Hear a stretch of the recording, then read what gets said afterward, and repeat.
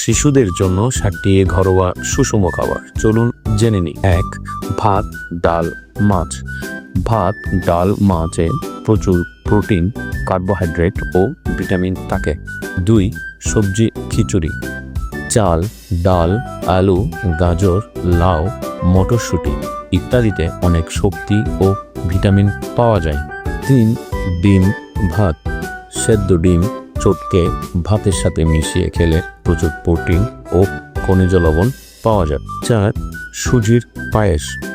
দুধ, সুজি, সামান্য খেজুর গুড় দিয়ে রান্না করলে শিশুদের জন্য স্বাস্থ্যকর ও হজমযোগ্য খাবার হয়। 5. ডালিয়া বা গমের ভাত। ডালিয়া দুধ বা সবজির সাথে রান্না করে দিলে শিশুদের শক্তি, ভিটামিন ও ফাইবার মেলে। 6.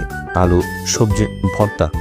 আলু, কুমড়া, গাজর বা লাউ ভর্তা করে ভাতের সাথে খেলে শিশুর শরীরে পুষ্টিগুণ বজায় থাকে। 7. ফল মিশ্রিত দই। কলা, আম, আপেল ছোট ছোট করে কেটে টক মিষ্টি দইয়ের সাথে মিশিয়ে খেলে ক্যালসিয়াম, ভিটামিন ও প্রোবায়োটিক মেলে।